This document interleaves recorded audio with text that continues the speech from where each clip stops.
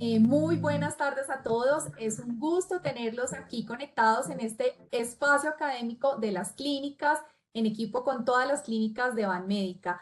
Para nosotros es un privilegio compartir conocimiento, nuevas experiencias y, por supuesto, debatir todos estos temas de interés con los diferentes países que hacen parte de Banmédica: Chile, Perú, Colombia, a nivel latinoamérico. Quiero darle pues la especial bienvenida a nuestro director médico, el doctor Alejandro Ramos, quien nos dará las palabras de apertura. Bienvenido, doctor Alejandro Ramos. Doctor, no lo escuchamos. Ya.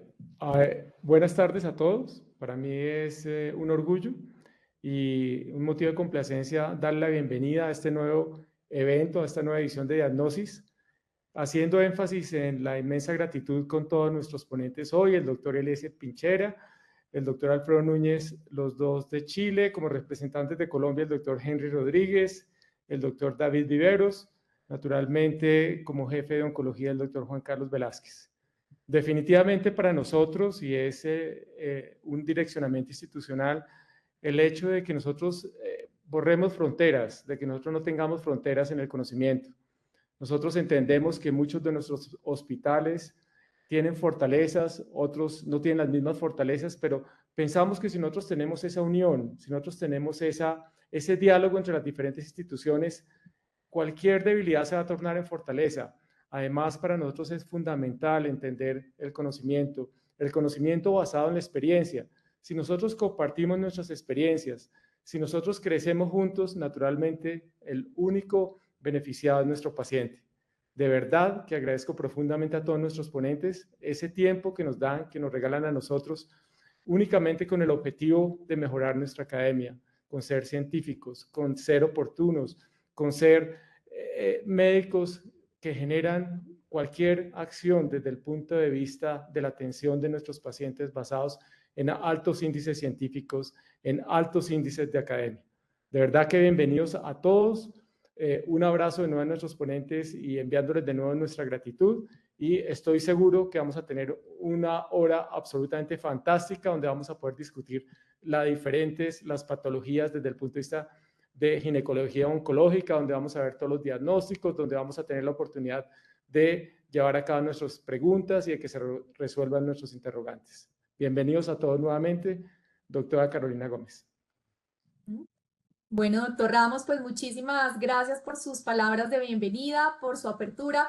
Como bien usted lo dice, este es un espacio académico donde convergen diferentes especialistas de varios países, en donde vamos a debatir temas de interés, a compartir valiosas experiencias, y pues esperamos que este espacio académico sea pues del agrado de todos, que podamos intercambiar conocimientos, perspectivas.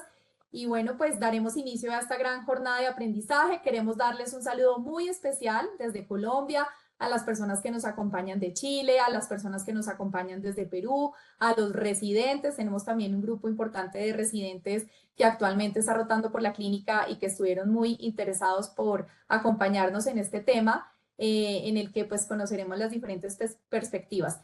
Vamos a hablar de cáncer de endometrio, un caso clínico que dejó grandes aprendizajes institucionales, y también se va a realizar una revisión de la literatura.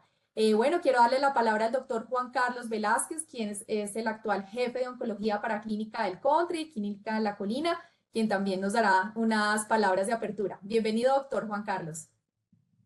Bueno, muchísimas gracias, doctor Alejandro Ramos, doctora Carolina. Muy amables por esta invitación, al doctor Henry, quien es nuestro jefe de ginecología oncológica, también un saludo. Y muchísimas gracias al doctor Viveros, miembro de nuestro staff de ginecología oncológica, y al doctor Alfredo Núñez, de la Clínica Dávila Vespucio de Chile, que también se ha unido a esta discusión. Creo que vamos a tener una presentación de caso interesante, una discusión alrededor de las conductas de diagnóstico y de tratamiento que se presentaron con esta paciente. Y pues sin más palabras, le doy la bienvenida al doctor Henry Rodríguez.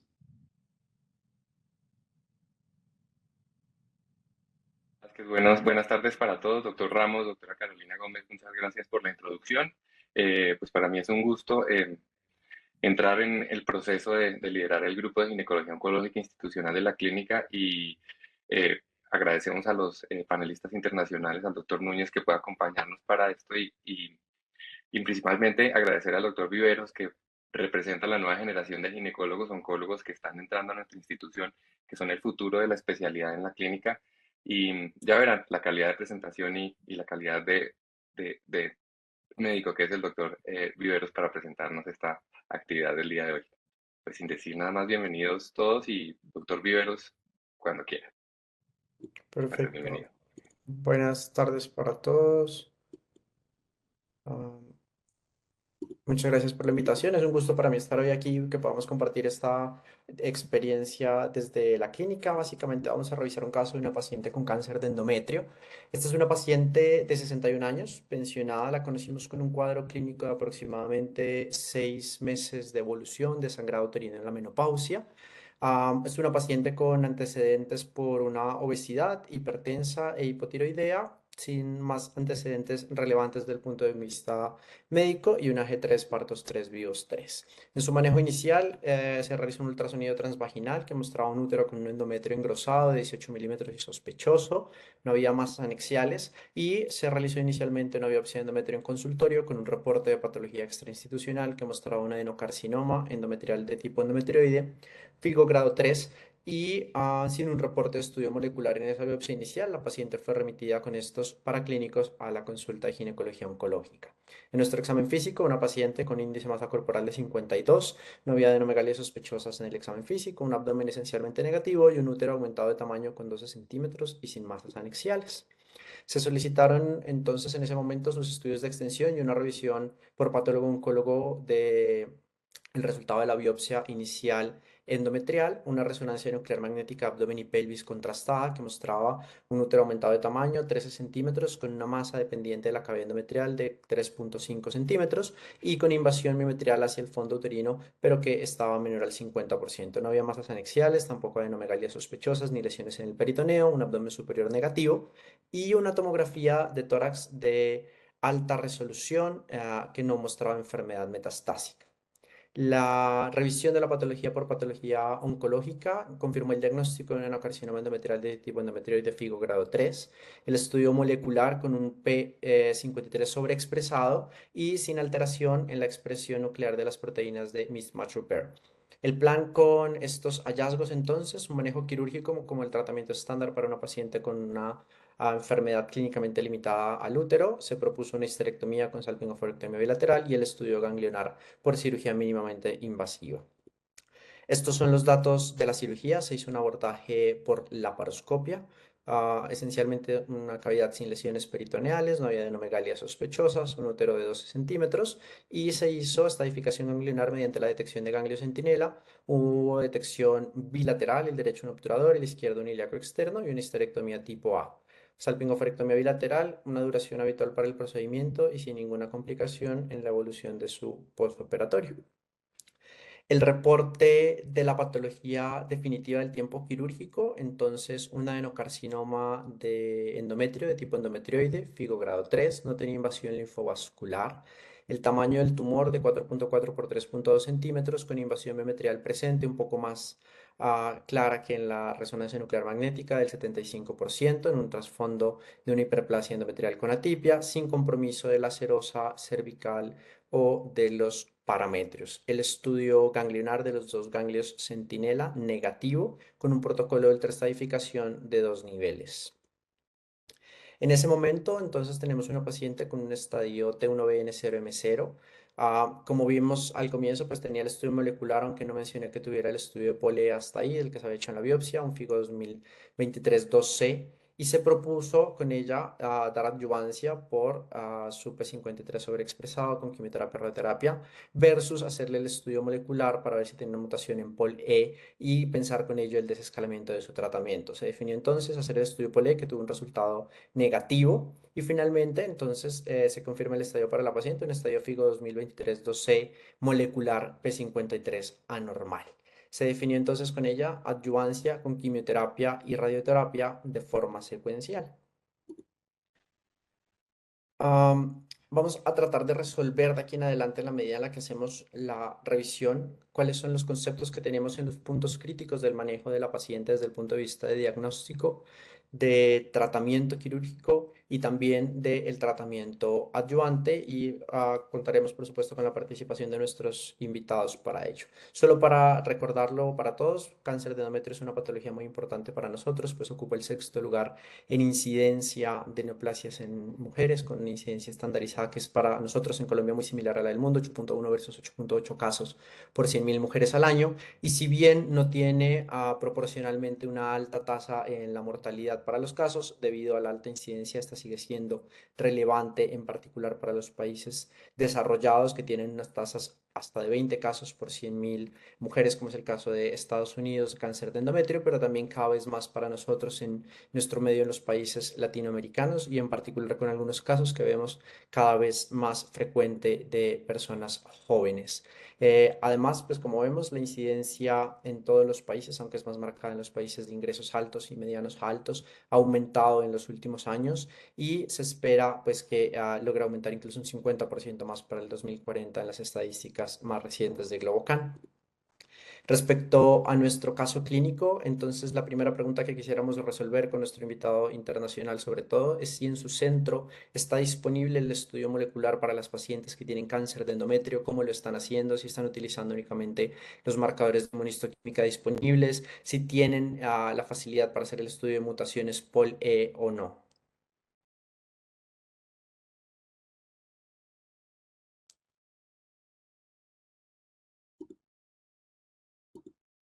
Hola, buenas tardes. Gracias, doctor Vivero, por la invitación, doctor Rodríguez. Carolina, muchas gracias por la invitación a este seminario. Te felicito por la presentación, muy buena. Con respecto a si en nuestro centro, aquí en Chile, tenemos disponibilidad de salud público y salud privado. En los hospitales públicos, no en todos tenemos posibilidad de estudio molecular. Afortunadamente, en el centro que estoy yo, que es el Instituto Nacional del Cáncer, sí tenemos la posibilidad. En la parte privada uno lo solicita y efectivamente lo hacen. Le hacemos estudio de P53, estudio POL, para poder ver la mutación y poder así definir la adyuvancia. Perfecto. Nosotros hemos avanzado en esto. Recientemente estamos haciendo pues la clasificación molecular en todos los casos. Vamos a ver un poco más adelante cómo logramos contextualizar el uso de POL-E, pues que es el único que no tenemos opción de evaluarlo por inmunistoquímica y debemos hacer la prueba molecular y eso hace que tenga el costo más elevado. La siguiente duda respecto al enfoque que hicimos con esta paciente es en cuanto a la evaluación imagenológica prequirúrgica. ¿Qué estudios utilizan ustedes?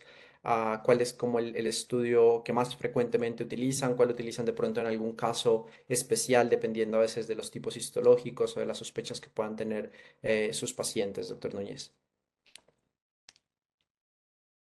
Bueno, con respecto a la evaluación imagenológica, en los hospitales se hace con escáner, es como lo que está más frecuentemente utilizado. De centro público, solamente el Instituto Nacional del Cáncer cuenta con un PET-CT, que es como la evaluación que afortunadamente en nuestro centro lo tenemos. Y en la parte privada, bueno, hay que solicitarlo en la clínica que lo contenga. Yo en la clínica Dávila Espucio no lo tengo, pero sí en la Dávila Recoleta, que es parte del mismo holding, y ahí lo solicitamos el PET. Resonancia es también una muy buena opción, sobre todo cuando uno quiere evaluar invasión biometrial, quiere definir sobre todo en conservar fertilidad en algunos casos, no en este claramente. Es muy buena la resonancia, tiene mejor sensibilidad con respecto a la invasión y diseminación que con el escáner. Y se puede solicitar, en algún hospital está también la posibilidad de solicitarlo y en la clínica de todas maneras.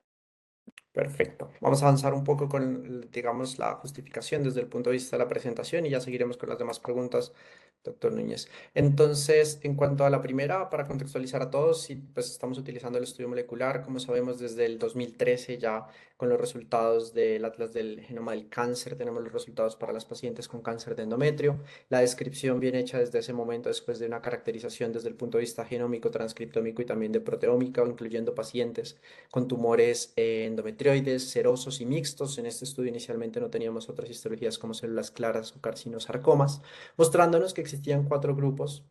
Desde el punto de vista molecular, el primer grupo, poleo, el ultramutado, que se caracteriza por un pronóstico oncológico excelente, un segundo grupo, o el hipermutado, caracterizado por inestabilidad microsatelital, y 2 grupos más repartidos de acuerdo al número de copias, un grupo de número de copias bajo y uno de número de copias alto, que tenía característicamente en la alteración molecular mutaciones asociadas a P53. Son estos 4 nuevos subgrupos que desde ese momento se describen, mostrando la posibilidad de tener un pronóstico diferente de acuerdo a qué grupo pertenece y mostrando también cómo desde el comienzo quien más marca el pronóstico si hay características de los demás será el pole seguido por el grupo hipermutado. Miramos acá entonces en los análisis del Atlas del Genoma del Cáncer la supervivencia libre de progresión para estas pacientes, donde las pacientes incluidas en ese estudio, a pesar de que era un número menor a 20, en el grupo POL-E no tenían recurrencias y se caracterizaba por una alta tasa de recurrencias en el grupo de número de copias alto y digamos, un pronóstico intermedio para los otros 2 grupos. Después de ello, la validación, digamos, tratando de llevarlo un poco a la práctica clínica habitual por el grupo PROMIS, utilizando la evaluación por inmunohistoquímica para ver mutaciones en P53 como un subrogado del grupo de número de copias alto, la evaluación inmunohistoquímica para las proteínas de mismatch repair como ese subrogado para poder evaluar o no tener que evaluar desde el punto de vista molecular si las pacientes tenían inestabilidad microsatelital, sabiendo que evaluamos en ese grupo MLH1, MSH2, PMC2 y MSH6. Y finalmente, pues sin encontrar una manera para poder hacer la evaluación de si hay o no mutaciones de POL-A, teniendo que hacer el estudio molecular. En el algoritmo de PROMIS uno podría empezar haciendo la evaluación de las proteínas de mismatch repair y dejando como un segundo paso la evaluación de POL-A y finalmente P53. Y nos lograron mostrar que, así como veíamos en los grupos moleculares del Atlas del Genoma del Cáncer, había una correlación más o menos buena, digamos, en cuanto a los desenlaces oncológicos, donde principalmente veíamos que el grupo de P53 mutado o anormal tenía un pronóstico oncológico peor en cuanto a supervivencia global. Este efecto, digamos que es un poco más claro cuando veamos desenlaces de recurrencia. Acá está la supervivencia específica por la enfermedad y la supervivencia libre de progresión, donde vemos que las pacientes que hacen parte del grupo POL-E tienen un pronóstico oncológico muy bueno comparado con las del grupo P53 anormal. Además, en ese momento, como ustedes saben desde antes, nosotros teníamos definidos en nuestras guías de práctica clínica unos grupos de riesgo establecidos para las pacientes después de que eran llevadas a tratamiento quirúrgico, donde veíamos factores como el tipo histológico, el estadio, el compromiso o invasión linfovascular, y de acuerdo a ello las pacientes se agrupaban en unos grupos de riesgo bajo, intermedio, intermedio, alto, alto, y con ello recibían cada una su adyuvancia. Con el análisis de PROMIS encontramos que en las pacientes que nosotros teníamos divididas en estos grupos de riesgo desde el punto de vista molecular podían tener una repartición distinta y podíamos tener, por ejemplo, pacientes que hacían parte del grupo de P53 anormal y que hacían parte del grupo de alto riesgo, pero no todas las de alto riesgo con las características clásicas tenían o hacían parte del grupo P53 anormal, sino que en ellas había un pequeño porcentaje de pacientes que podrían caracterizarse como un grupo de riesgo bajo, y esto aplica básicamente para todos los grupos. Hay pacientes que están en el grupo molecular POL-E que hacían antes parte del grupo de alto riesgo, y este grupo es muy importante porque serán las pacientes en las que en principio podemos desescalar el tratamiento. Tenemos el análisis molecular también de algunos de los ensayos clínicos controlados clásicos de los que tenemos mucha información y con las que tomamos decisiones en nuestra práctica clínica habitual, como los estudios de PORTEC 1 y PORTEC 2, que evaluaban el uso de radioterapia adyuvante en pacientes caracterizadas por el grupo de riesgo intermedio y luego intermedio alto, el primero evaluando observación versus adyuvancia y el segundo evaluando la opción de dar adyuvancia con radioterapia con tele versus braquiterapia, y vemos esencialmente un comportamiento muy similar en estas pacientes, donde las tasas de recurrencia recurrencia locorregional eran mucho más altas para las pacientes del grupo P53 anormal y eran excelentes para las pacientes que estaban en el grupo de POLI. Además, tenían un comportamiento particularmente para las del P53 caracterizado por una alta tasa de recurrencias a distancia y los mismos desenlaces en cuanto a supervivencia específica por la enfermedad o supervivencia global, donde vemos que el pronóstico oncológico de las pacientes en el grupo de P53 estaba bastante afectado comparado con los demás grupos, recordando que hay un porcentaje alto de pacientes y por eso cuando evaluamos supervivencia global en pacientes con cáncer de endometrio es muy importante tenerlo presente. Hay un alto número de pacientes, un porcentaje de pacientes que fallecen no por su enfermedad oncológica, sino por la alta frecuencia de comorbilidades que tienen, y puede ser hasta el 20 o el 30%. En este análisis, entonces, descubrimos también que había otros factores que ahora utilizamos en nuestras guías de práctica clínica, como la invasión linfovascular sustancial, la sobreexpresión del L1-CAM, además de mutaciones, por ejemplo, como la de la beta-catenina, y que nuevamente se podían repartir esas pacientes que estaban en el grupo de riesgo intermedio alto, de acuerdo a los grupos moleculares, y que dentro de ese mismo grupo de riesgo intermedio alto, en el caso de PORTEC 1 y PORTEC 2, teníamos los grupos moleculares que tenían un comportamiento completamente diferente para cada uno de ellos, nuevamente con un peor pronóstico para P53, caracterizado por esa alta tasa de recurrencias locorregionales, pero también sistémicas. Posteriormente tenemos el análisis molecular de PORTEC 3. Este es un análisis muy bonito porque podemos ver nuevamente el comportamiento que tienen los grupos moleculares, pero evaluando dos intervenciones en una población que era característicamente de alto riesgo, pero que incluía por los tipos histológicos no solo enfermedades que tenían estadios avanzados, sino también enfermedades tempranas con tipos histológicos adversos. Nuevamente se utilizó la inmunistoquímica para hacer el análisis de P53, de las proteínas de Mimbax Repair y el estudio molecular para POL-E. Recordar en este escenario, porque es muy importante, que en las pacientes que hace más o menos el 5 al 7% del total de los casos, que son unos doble clasificadores. Si una paciente tiene una mutación de POL-E, independientemente de si tiene una alteración en Mimbax Repair o en P53, hará parte del grupo POL-E. Si no tiene una mutación POL-E, pero tiene alterada alguna o varias de las proteínas de Mimbax Repair y tiene una alteración también en P53, seguirá siendo parte del grupo de Mimbax Repair y no de P53, es decir, la mejor característica del grupo molecular será la que se asigne finalmente para esa paciente.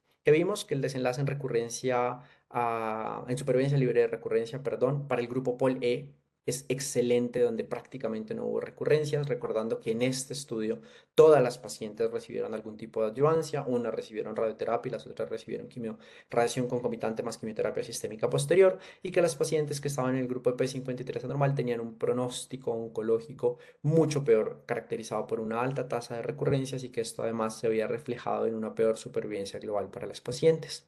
El análisis además nos deja ver que en la comparación de la radioterapia versus la quimiorradiación, los grupos moleculares se comportan de forma distinta y así el grupo P53 anormal es el que mayor beneficio tiene de la administración adicional de quimioterapia aparte de la radioterapia, siendo una diferencia estadísticamente significativa.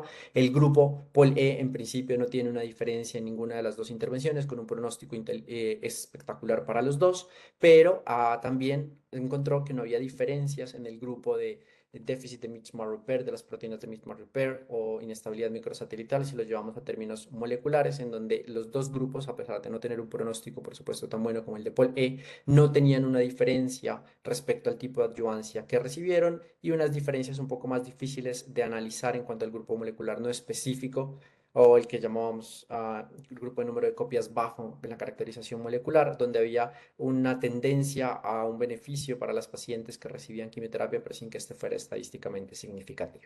Gracias a toda esta evidencia que tenemos, ahora las guías de práctica clínica nos recomiendan que utilicemos la clasificación molecular, tanto la guía NSCN de los americanos, que nos recomienda empezar, por supuesto, como se hizo en TCJ con el análisis de la mutación POL-E. Si hay una alteración o una mutación en POL-E, está perfecto, ese es el grupo que tiene esa paciente y en principio no necesitaría nada más. Se evalúa, si no, el déficit de las proteínas de Mixed Repair, si hay una alteración se queda en ese grupo, y si no, evaluamos por inmunistoquímica P53 para definir si es un P53 anormal o no.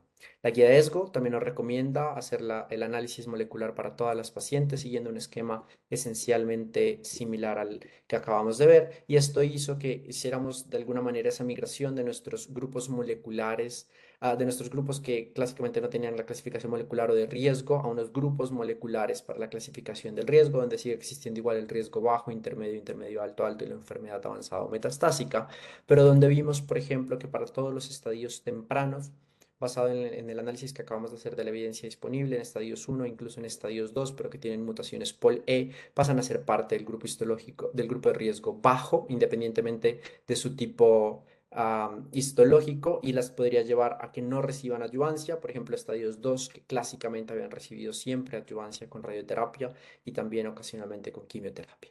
Y por supuesto, el otro cambio importante para nosotros en el grupo de riesgo alto, donde podemos tener pacientes con estadios tempranos, que a pesar de tener, por ejemplo, tipos histológicos que en principio no serían de riesgo alto al tener una alteración en P53 y ser parte del grupo P53 anormal o mutado, deberán recibir tratamiento sistémico con quimioterapia y pues dependiendo, como lo vamos a ver más adelante, el esquema que definamos para ellas también adyuvancia con radioterapia. La guía más reciente que tenemos disponible, ESMO 2022, nos recomienda igual hacer la clasificación molecular para todos los tumores de endometrio epiteliales, siguiendo el esquema que hemos visto hasta ahora, la evaluación de POL-E, de la alteración de las proteínas de Mid-Mark Repair y finalmente la evaluación de P53. En cuanto a la siguiente pregunta que planteamos, nosotros digamos que tenemos un punto medio en cuanto a la disponibilidad que tenemos de los exámenes y la utilidad que nos pueden brindar para planear el tiempo quirúrgico, que es básicamente para lo que utilizamos en este momento, digamos, de la toma de decisiones, las imágenes. Hacemos unas imágenes para descartar que haya una enfermedad extrauterina evidente que requiera un cambio de la vía de abordaje estándar para las pacientes de cirugía mínimamente invasiva, cirugía abierta, que requiera una planeación distinta por el compromiso extrauterino, o que definitivamente en el caso de una enfermedad metastásica a distancia no nos permita hacer el manejo quirúrgico como el tratamiento primario para esa paciente. En la evaluación que tenemos en general, solemos utilizar resonancia nuclear magnética contrastada y con la evaluación de la difusión para la evaluación de abdomen y pelvis, y utilizamos tomografías para la evaluación del tórax. Dejamos la evaluación en principio con PET-CT para casos muy seleccionados en los que tenemos dudas respecto a enfermedad particularmente extraabdominal, o en sospechas distintas por algún tipo histológico adverso que nos haga pensar que pueda tener un beneficio. Por lo demás, todas las pacientes las estadificamos con estas herramientas, teniendo en cuenta que como un tipo de imagen desde el punto de vista global, la resonancia tiene el mejor rendimiento, como ya lo mencionamos ahorita, para la evaluación del compromiso de la invasión miometreal, el compromiso cervical, el compromiso ganglionar locorregional, en particular cuando tenemos la evaluación con difusión, y que tiene pues un buen rendimiento cuando lo vemos que es el punto, digamos, de inflexión cuando se compara contra el PET-CT, básicamente para compromiso ganglionar, que es virtualmente muy parecido. La siguiente pregunta para el doctor Núñez es si como parte de la estadificación quirúrgica estas pacientes tienen disponible la opción de hacer detección de ganglio centinela, si lo están haciendo y si lo hacen, si tienen la opción de utilizar verde de indocianina o que el trazador están utilizando para hacerlo.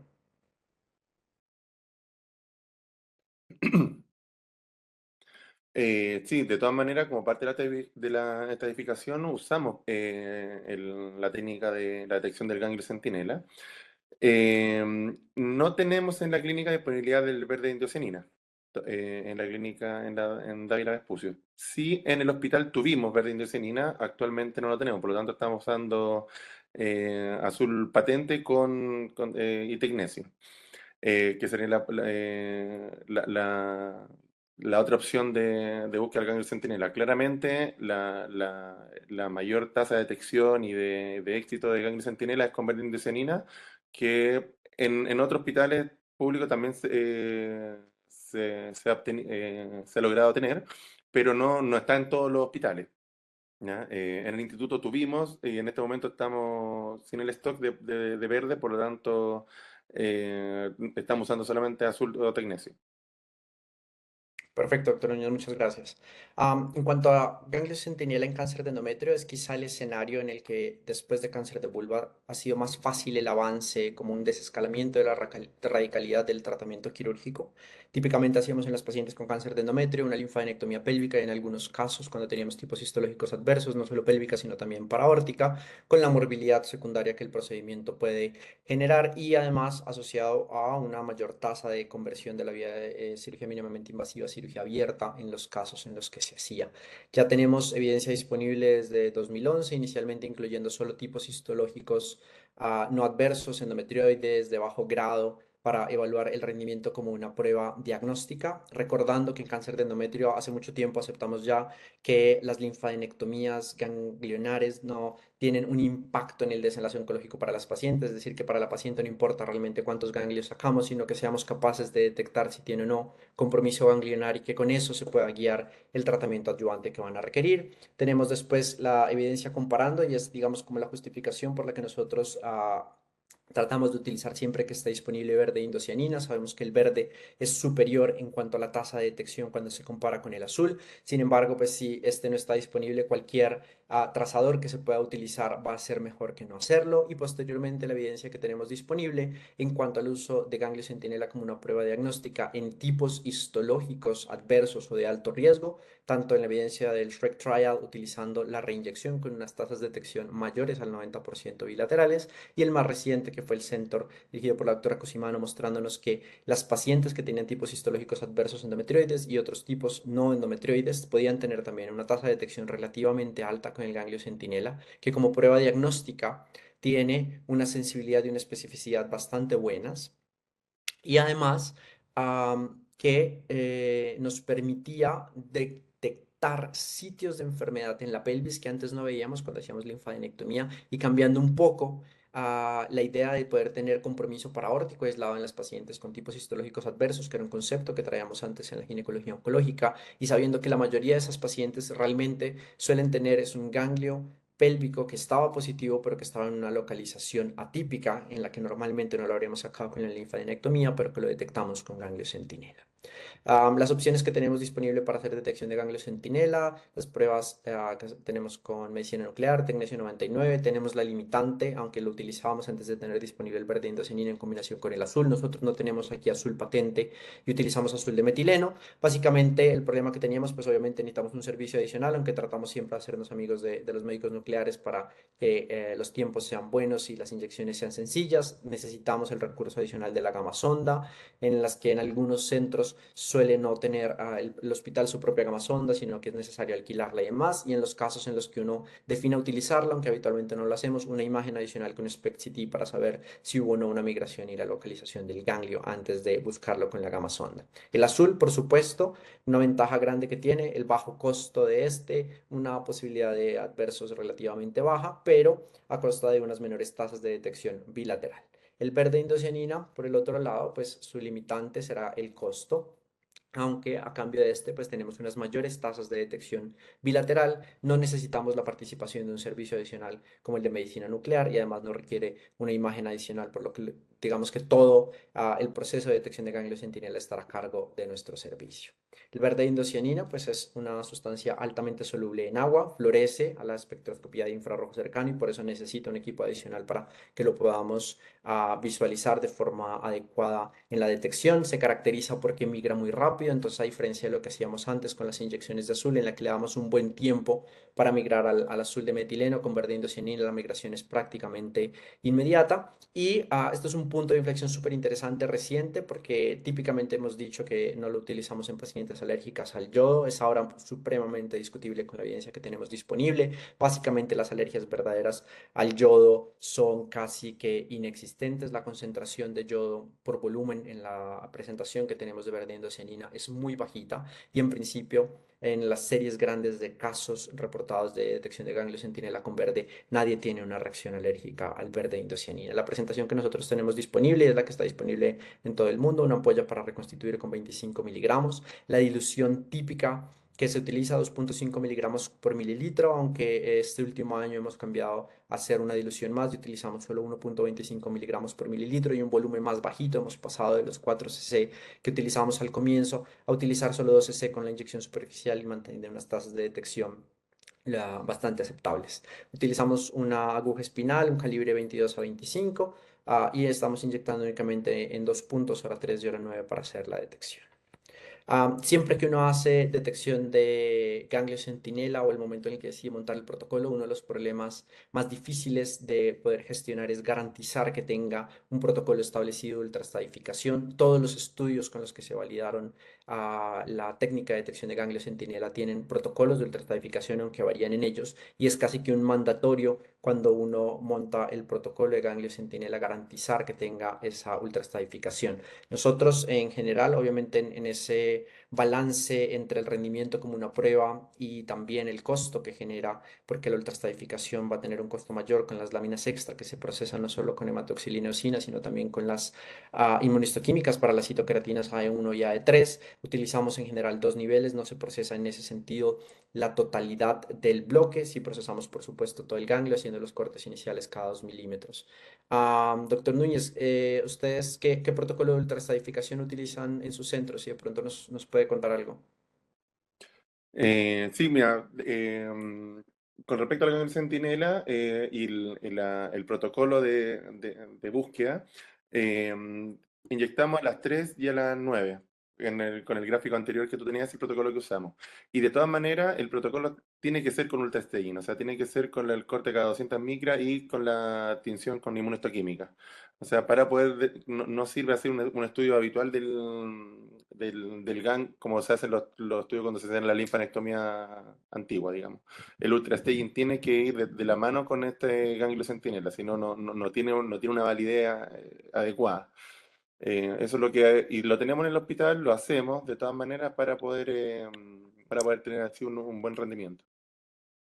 Perfecto. Una de las dudas que planteamos con el caso era la evaluación molecular para POL-E, partiendo de su elevado costo, para nosotros sigue siendo bastante costoso comparado con el estudio por inmunistoquímica y supera el valor de todas las inmunistoquímicas que necesita para el resto de la clasificación molecular. La pregunta, doctor Núñez, es si lo están utilizando en todos los casos cuando evalúan los cánceres de endometrio o si lo están utilizando únicamente en los estadios en los que en principio o en los casos en los que en principio tener el resultado de la evaluación de POLE cambiará la decisión de la adyuvancia para la paciente.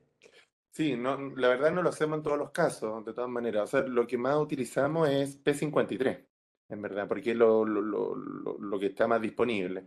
Entonces, con eso, en estadios tempranos no logra cambiar. Pero cuando hacemos estudios POLE, en verdad, efectivamente, acá en Chile también tiene un alto costo, no está disponible en todos los centros, por lo tanto, en general, solamente lo ocupamos en ciertos casos cuando efectivamente vamos a tener alguna duda.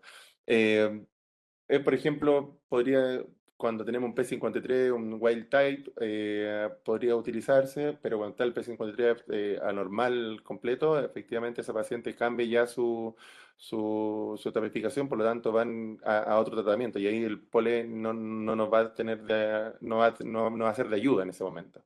Perfecto.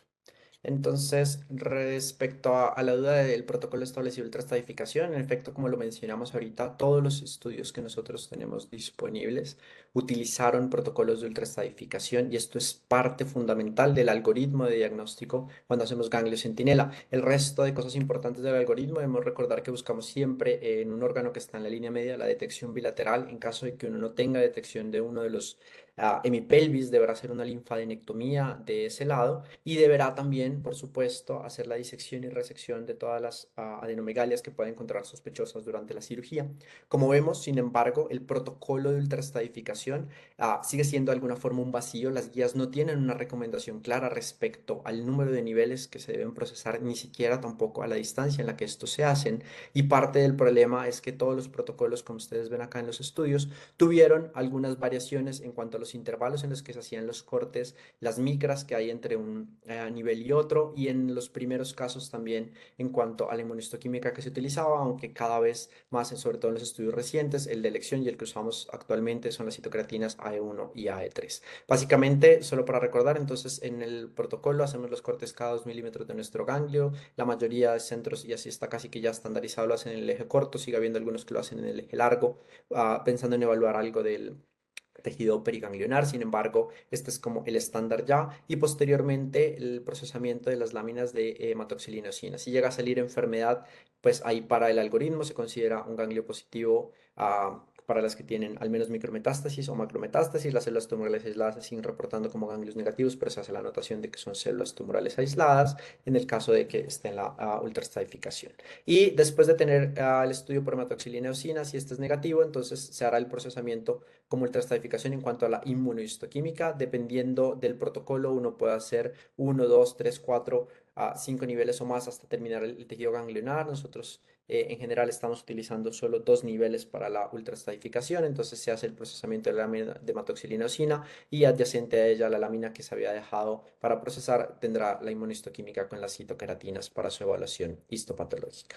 En cuanto a si pensar o no en utilizar POL en todos los casos solo en los que pueda cambiar algo, en efecto, pues debido al costo tratamos de limitarlo mucho. Esta es quizá la experiencia más grande que tenemos en la evidencia disponible en cuanto a tratar de limitar el uso tanto de alteraciones de POL-E como de P53, pensando en usarlas únicamente en los grupos de pacientes en los que actualmente podríamos cambiar algo del manejo en la adyuvancia, y entonces en este algoritmo podríamos partir de hacer la evaluación de proteínas de misma repair y evaluar si se trata de una enfermedad que está en estadio temprano o no. Si se trata de una enfermedad que está en un estadio avanzado, pues es que independientemente de lo que podamos encontrar hacia abajo, es una paciente que va a recibir adyuvancia, porque solo por el estadio estará en un grupo de riesgo alto y requerirá adyuvancia con quimioterapia, radioterapia. Si se trata de una enfermedad en estadio temprano, estadios 1 y 2, entonces podríamos hacer el análisis de P53 y evaluar en ese momento si es un P53 anormal, si se trata de un estadio 1B o 2, si es una histología endometrioide pero grado 3 o si tiene invasión linfovascular sustancial que le darían características para cambiar su grupo de riesgo bajo. Si no tiene ninguna de estas, pues entonces será un grupo de riesgo bajo independientemente del resultado de POL-E. Entonces POL-E en ese escenario no tendría sentido gastar ese dinero porque si me sale inmutado igual seguirá siendo parte del grupo de riesgo bajo y con ello no pues tendrá un cambio en la decisión de su adyuvancia. Por supuesto, si tiene alguna característica de estas, que es un poco el escenario que acabamos de plantar para nuestra paciente, una paciente con un estadio en principio temprano, que tenía una evaluación de las proteínas de misma repair proficiente y que tenía una alteración en P53 con un P53 sobreexpresado, que haría parte de este grupo anormal y que además tenía una histología grado 3, pues decidimos hacerle la evaluación de si tenía una mutación POL-E, pues al salir este mutado, esta paciente podría tener un desescalamiento de su tratamiento y quedar en observación en lugar de recibir la adyuvancia con quimioterapia y radioterapia.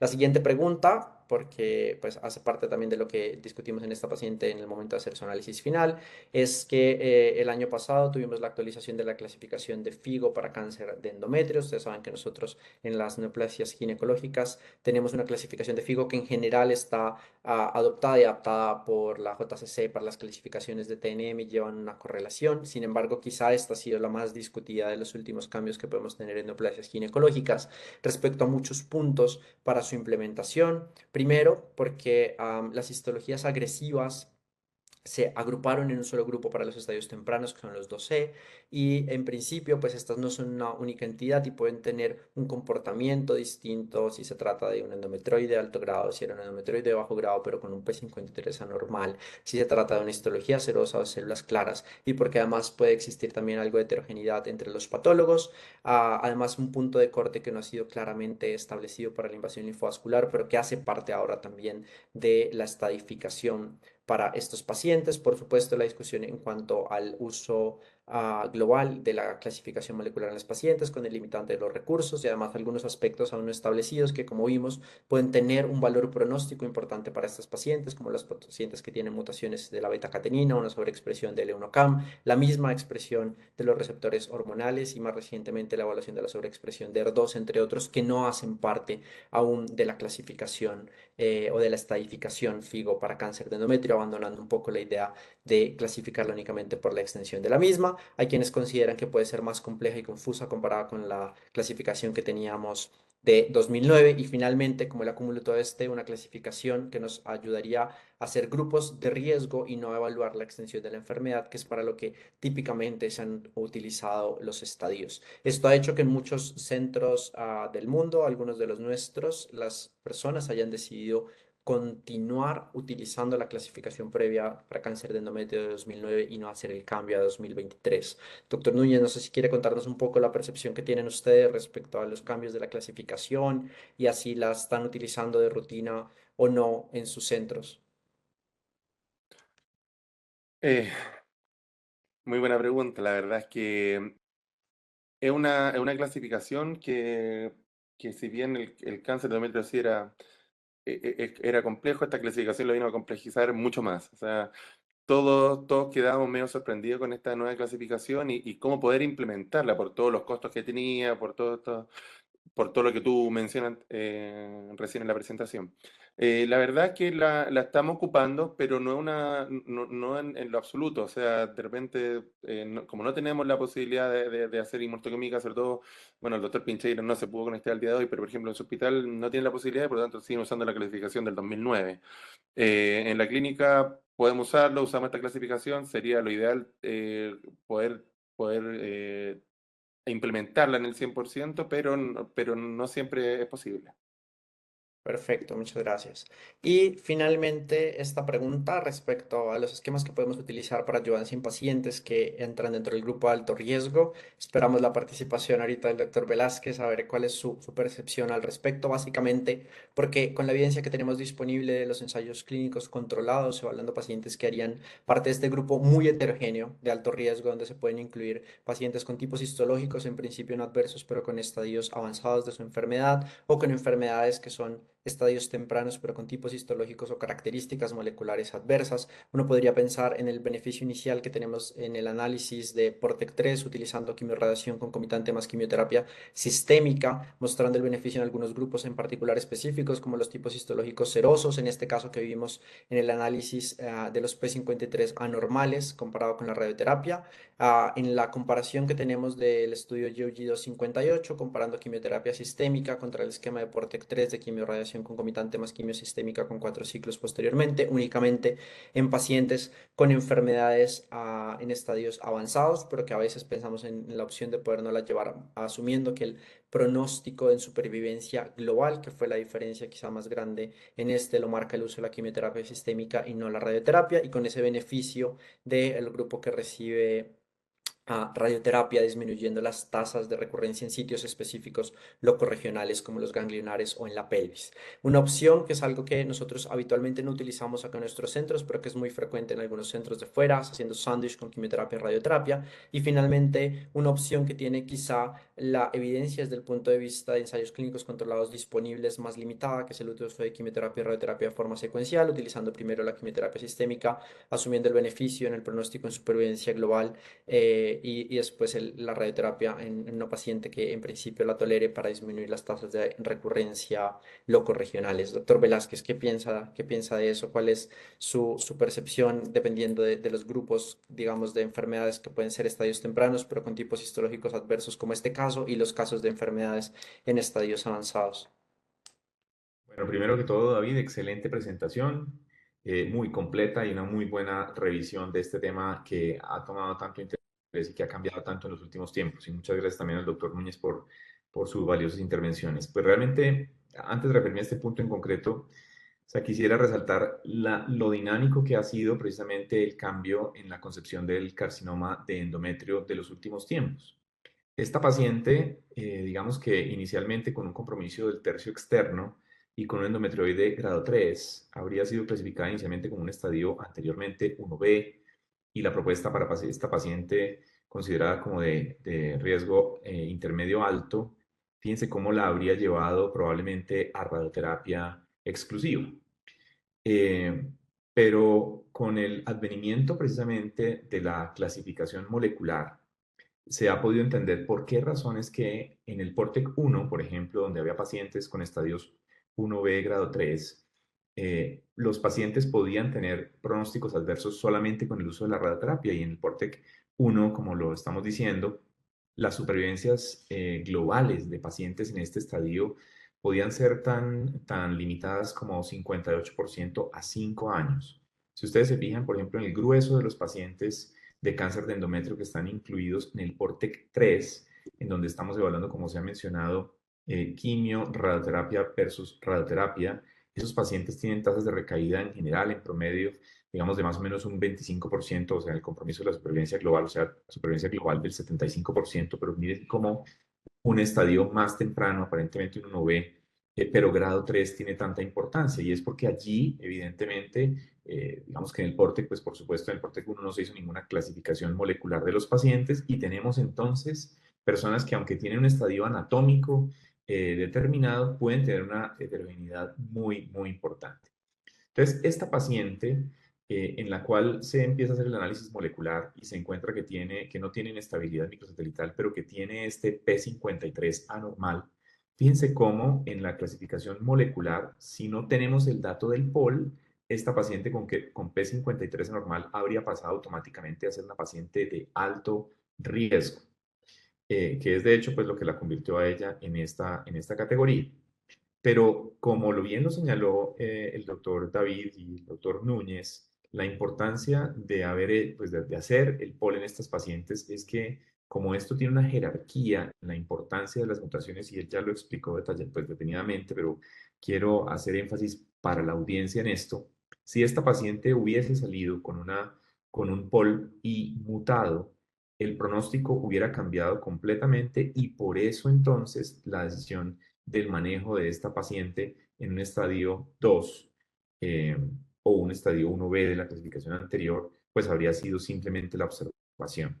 Entonces, esto como para resaltar y reforzar de qué manera la clasificación anatomopatológica y de apenas el grado histológico se queda corta hoy en día en frente a la valoración que podemos hacer desde el punto de vista molecular y cuál es la importancia de añadir esa valoración molecular en nuestros pacientes.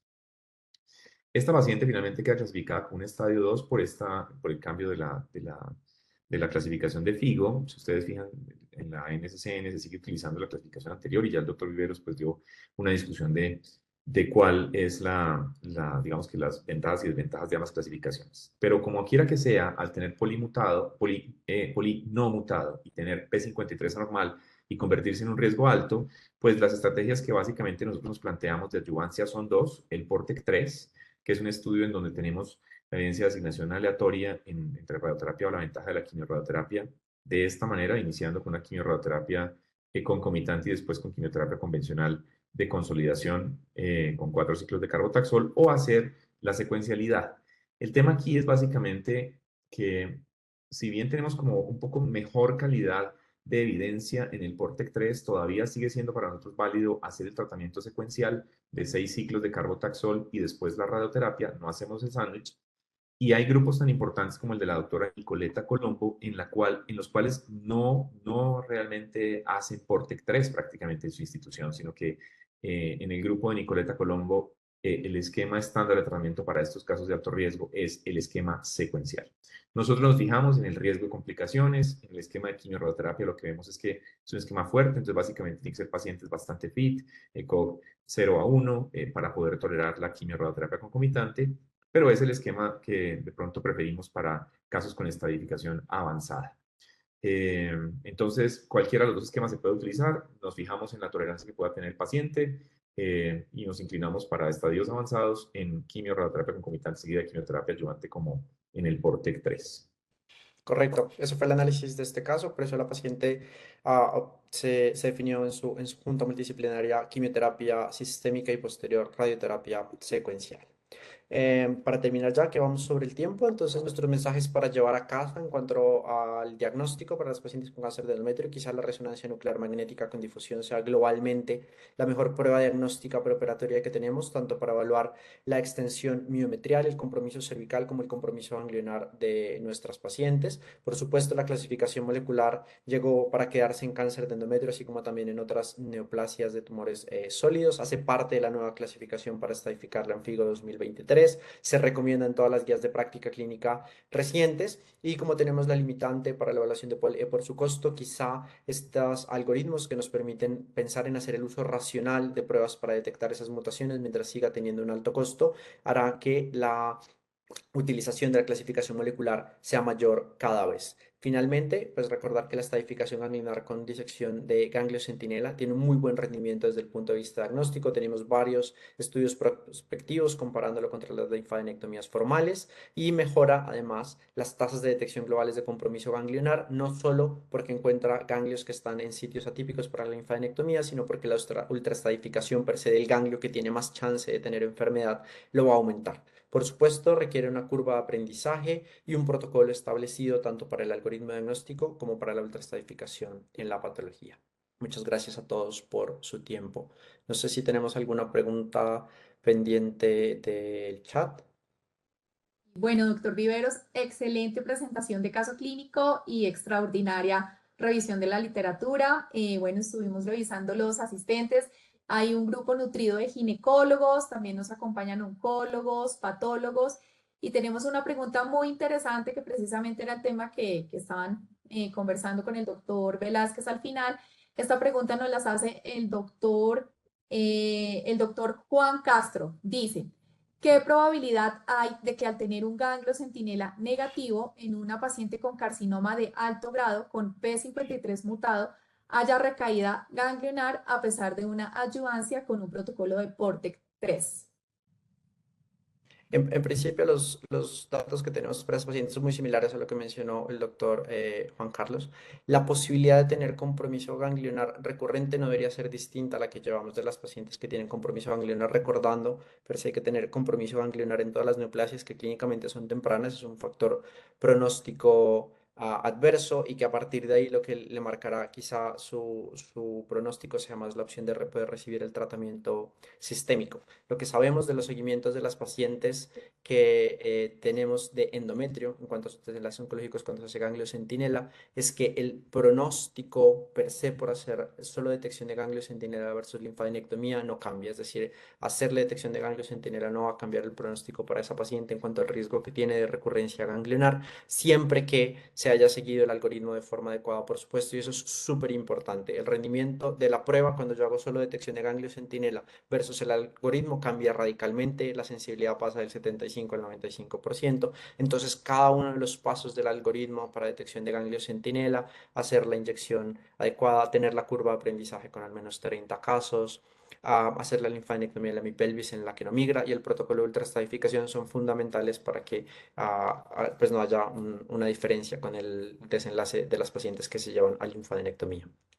Sí, solo para complementar eso, tener presente que el mayor riesgo de estas pacientes de alto riesgo es la recaída a distancia. En el Portec 3, el riesgo de recaída, digamos que a nivel de pelvis o locorregional, está entre un 5 y un 10%, pero con quimioterapia un poco menos que con radioterapia exclusiva, pero el riesgo de la recaída a distancia, que es la que hay que tener muy, muy presente porque esta supera el 20%. Perfecto, bueno, muchísimas gracias, doctor Velázquez y doctor Viveros. Tenemos otra pregunta del doctor Carlos Vargas. Dice, ¿qué porcentaje de pacientes como esta son polemutado siendo P53 mutado? La información que nosotros tenemos global, entonces POLE desafortunadamente es un grupo infrecuente dentro de los cuatro. La mayoría de las pacientes que tienen cáncer de endometrio, el 50% son del grupo molecular no específico y cerca del 10-12% de las pacientes hacen parte del grupo POL-E. En cuanto a la combinación de POL-E y P53, el global que nosotros tenemos de múltiples clasificadores está cercano al 7%, o sea, el 7% son múltiples clasificadores, pero ahí están mezcladas las que son P53 mutadas y tienen inestabilidad microsatelital, las que tienen P53 mutado y tienen POL-I, o las que tienen también inestabilidad microsatelital y POL-I. Todo ese grupo, esas tres combinaciones posibles que tenemos de múltiples clasificadores, es un porcentaje cercano al 7%. Lo curioso, digamos, también para pensar en buscar POL-I es que aunque uno pensaría que la mayoría de los POL-I importan o hacen parte del grupo de bajo riesgo, pasa lo completamente opuesto. O sea, en el grupo que nos interesa encontrar POL-I son las pacientes que tienen en principio un tipo histológico adverso endometrioide y es en las que es más frecuente proporcionalmente comparados contra los de bajo riesgo. Bueno, doctor Viveros, muchas gracias. Y ya para finalizar, queremos darle la palabra al doctor Edgardo Jaspe, que él es patólogo de Clínica del Country, quien quiere pues realizar una intervención. Bienvenido, doctor Jaspe. Adelante. Muchas gracias por la oportunidad. Bueno, como patólogo, ya con tiempo en esta actividad y reconociendo la importancia que tenemos en la parte de diagnóstico de estas pacientes, tanto desde el punto de vista anatómico como en la parte molecular nueva, debo decir que esta serie de estudios de inmunohistoquímica, incluso el polen, lo tenemos disponible afortunadamente en la clínica. El polen no lo hacemos directamente nosotros, pero lo podemos remitir al Instituto Nacional de Cancerología. Sigue teniendo el inconveniente, el costo, como ya se ha dicho, más o menos cercano a los $300 equivalente. Pero el resto de las pruebas clínicas está completamente disponible. Es más, cuando esto llega, producto de la nueva clasificación molecular del endometrio, ya nosotros teníamos experiencia con otro tipo de neoplasias. Las microsatélites las estamos haciendo para cáncer de endometrio rutinariamente desde hace aproximadamente unos 5 años en la clínica, pero ya veníamos como unos 5 años atrás haciéndolo para colon y aprendimos a hacerlo. Igual el P53 para la histología seroso de alto grado, especialmente ovario. También veníamos haciéndolo de tiempo de algunos años atrás, antes de que se empezara a hacer para los endometrios. Después que haya una muy buena técnica del proceso de la pieza, por eso es que me parece a mí indispensable realizar la prueba en el raspado más que en la histerectomía. Después que la técnica sea buena, que el tejido esté bien fijado, la interpretación es relativamente sencilla. Son marcadores nucleares que están o no están presentes y más o menos en eso se juega la interpretación como positivo o negativo. El otro comentario que quería hacer tiene que ver con el ganglio centinela. También cuando llega el ganglio centinela a endometrio y a ginecología en general, ya habíamos hecho todo el curso de mama, el ganglio centinela axilar para la mama, y habíamos empezado con el tema de las congelaciones. Nos enviaban las congelaciones de ganglio centinela para ver si había metástasis y de ahí planear su siguiente vaciamiento ganglionar axilar. Posteriormente ya se dejó hacer la congelación, llegaban en formol, hacíamos los cortes seriados. Inicialmente había que buscar las células tumorales aisladas. Eso no se puede ver en hematoxilina. Se hacía la inmunitoquímica hasta que el pasar del tiempo llegó al punto en que estamos en mama, que lo importante son las metástasis de 2 milímetros, y esas metástasis se ven en hematoxilina de iosina después que se haga un análisis cuidadoso del ganglio centinela seccionado cada 2 milímetros para que entonces no escape esa metástasis, que es la que realmente importa. Ahora, yo no sé en endometrio y en ginecología en general en qué fase del camino de este recorrido están. Yo creo que todavía están empezando, porque todavía nos siguen pidiendo, por lo menos en la recomendación del informe del Colegio Americano de Patólogos, que se debe informar si tiene células tumorales aisladas, si tiene micrometástasis o si tiene una metástasis de más de 2 milímetros. Quién sabe si realmente lleguemos al punto en donde lo que importa es que sea 2 milímetros el tamaño a determinar, y con eso también nos ahorraríamos la inmunohistoquímica. No, doctor, la razón de hacer el protocolo de ultraestadificación y evaluar lo otro es que sí tenemos evidencia disponible, por supuesto, la mayoría retrospectiva, mostrando que el pronóstico oncológico de las pacientes que tienen micrometástasis, tanto en cáncer de cervix como en cáncer de endometrio, se ve afectado. Hay quizá unos estudios interesantes en cervix mostrando que el punto de corte podría ser 0.4 con la serie más grande, que es la del estudio multicéntrico del doctor Cibula para el pronóstico oncológico. Y más recientemente, aunque por supuesto es infrecuente que uno tenga una paciente con células tumorales aisladas con cáncer de endometrio y que no tenga factores de riesgo adicionales en el útero, la evidencia que tenemos también disponible en retrospectiva es que el pronóstico oncológico de esas pacientes es distinto. Por ahora, por supuesto, en el consenso se siguen denominando como N0 los ganglios con células tumorales aisladas, pero la evidencia que tenemos disponible es buena para las micrometástasis y es la razón de la justificación de seguir haciéndolo. Es decir, el pronóstico oncológico de las pacientes que tienen micrometástasis entre 0.2 y hasta 2 milímetros comparado con las que tienen ganglios negativos sí es distinto y es en realidad muy parecido, al menos para las pacientes de cervix y de endometrio, al que tiene las macrometástasis. Sí, con ese mismo argumento se trabajó durante mucho tiempo esa ultraestadificación en mama, que después se desmontó. Es probable que cuando se hagan los estudios prospectivos esto cambie, ¿no?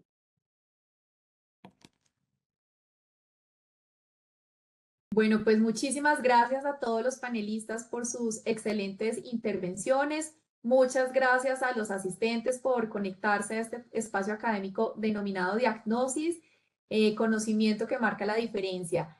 Bueno, quiero darle la palabra al doctor Henry Rodríguez, nuestro coordinador de ginecología oncológica para Clínica del Country y Clínica La Colina, quien ya pues, nos dará las palabras finales de cierre a este gran evento académico virtual. Gracias a todos y los esperamos en el próximo encuentro de Diagnosis, que recuerden, es el primer miércoles de cada mes. Adelante, doctor Rodríguez. Perdón, se me fue la señal un momentito. Agradecerle a todos por su asistencia, al doctor Viveros en especial por su excelente presentación y revisión, bastante completa. Muchas gracias al doctor Velázquez por acompañarnos y especialmente al doctor Núñez por tomarse el tiempo de acompañarnos desde Chile y permitirnos intercambiar ideas y conocer cómo estamos haciendo el ejercicio médico en los diferentes sitios del holding de United Health. Muchísimas gracias a todos. David, mil gracias. Doctor Viveros. Carito, muchas gracias.